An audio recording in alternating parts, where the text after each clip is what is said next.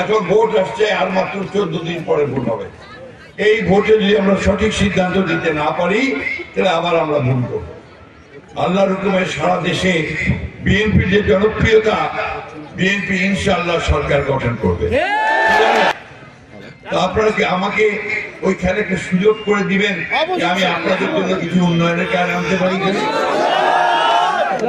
আমি যদি আজকে এখানে নির্বাচিত আপনারা আমাকে করেন, আমি ইনশাআল্লাহ সরকারে থাকবো আল্লাহর হুকুমে, তাই না? আমি তখন আমাদের ছেলেদের জন্য চাকরির ব্যবস্থা করতে পারবো।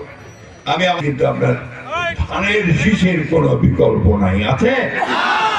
আমি কারো বিরুদ্ধে কথা বলতে চাই না। আমি শুধু একটা কথা জোর দিয়ে বলতে চাই, এই এলাকায় হিন্দু ভাইরা আছেন, মুসলমান ভাইরা আছেন। আমরা 1971 সালে পাক সেনাদার বাহিনী আমাদের অনেক অত্যাচার করছে, করে নাই? বাড়িঘর ছেড়ে চলে গেছিলেন না ইন্ডিয়াতে, বাড়িঘর সব পুরাই দিছিল না? আমার ঠাকুরগাঁও শহরের বাড়িটা ভাই একমাত্র ওই বাড়িটা ছাড়ার কিছু ছিল না, সবগুলো করে নিয়ে চলে গেছিল। পেট্রোল পাম্পটা আন্ডারগ্রাউন্ড যে আপনার পেট্রোল ট্যাঙ্ক সেটা নিয়ে গেছিল। আমার আব্বার আপনার কনস্ট্রাকশন ব্যবসা ছিল, ট্রাক ছিল অনেকগুলো, সেগুলো নিয়ে চলে গেছিল।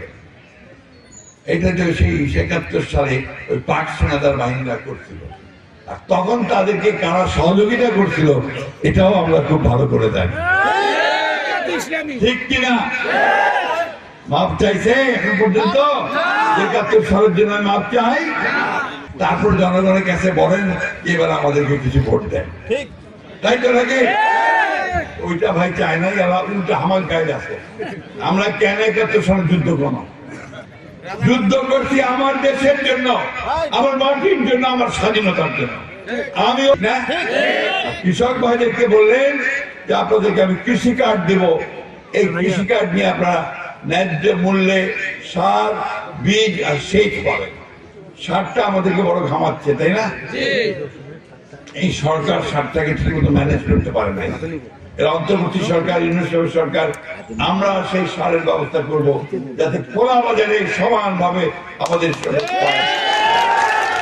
ধন্যবাদ। আমি আপনাদেরকে একটু কথা দিতে পারি যে আমি কখনো কথার বরখেলাপ করি না, মিথ্যা কথা বলি না, যেটুকু পারবো সেটুকুই বলি। আল্লাহ যদি আমাকে তৌফিক দেন, সুযোগ দেন, আমি যদি পার্লামেন্টে যেতে পারি, আমি যদি কাজ করার সুযোগ পাই, ইনশাআল্লাহ আপনাদের এলাকার যে সমস্ত সমস্যা আছে, বিশেষ করে কর্মসংস্থানের সমস্যা, শিল্প কলকারখানা তৈরির সমস্যা, পানির সমস্যা, রাস্তাঘাটের সমস্যা, এগুলো আমি সর্বাধিকার দিয়ে সবচেয়ে আপনাদেরকে অনেক ধন্যবাদ। হিন্দু ভাই বোনদেরকে বিশেষভাবে আবেদন জানাতে চাই, আপনারা ভয় পাবেন না, আমরা আপনাদের সঙ্গে আছি, আপনাদের পাশে আমার সব ভাইরা আছে।